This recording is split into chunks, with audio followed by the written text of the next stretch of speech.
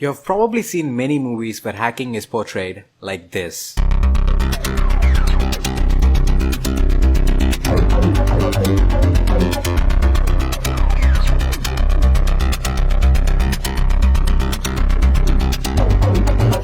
Wait, what does this even mean? Let me show you what hacking actually looks like. From the point where you're casually browsing the web to the point where your social media accounts were hacked, hacking happened. The hacker was able to take over your digital life. But how did he manage to do that? He might have done one of these three things. Let's see what they each mean. Breaches. Believe me or not, your password is probably already out there, publicly available on the internet without even your knowledge. This might feel a bit unconvincing, but it's true that there is a chance. Even mine existed publicly on the internet without even me knowing it, until recently when I finally found out that my credentials are already stolen and available for literally anyone to see. I had to then change my password on all my websites immediately. But how did this happen? How is it that your credentials are already publicly available on the internet? This is because of data breaches. When hackers manage to hack a website and get access to the website's database where the user information like their credentials are stored, they leak all this data on the internet. In most cases, they sell this data on hacker forums and dark web, or even post it on Pastewin. It's the hacker's choice, of course.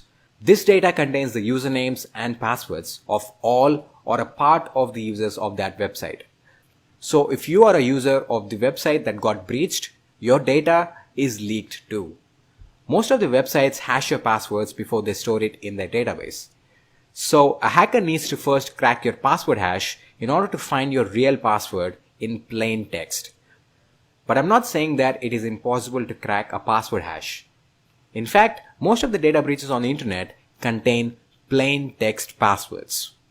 Many famous websites like Twitter, LinkedIn, 000 Webhost, etc. already suffered major data breaches. And all these breaches are publicly available on the internet, literally for anyone to see. Fun fact, there is a breach compilation available on the internet that contains literally 1.4 billion email password combinations. Think about it, 1.4 billion. If you want to check whether your credentials are included in any data breach, you can go to haveibeenpwned.com and enter your email to search for any data that is associated with that particular email in any of the data breaches on the internet. But let me also tell you, even though your results are positive on this site, your data might still be in one of the breaches, which is not popularly known but still exists. This is the easiest way anyone can take over your social media accounts or online banking accounts or whatever it is. The best way to stay safe from data breaches is to use a different password for every website. Use a password manager like Dashlane to generate random, unique passwords for every website you use. Social engineering. This is literally you giving away your username and password to a stranger on the internet. Hackers can pretend to be someone else to try to extract your crucial information, like your credentials, directly from you.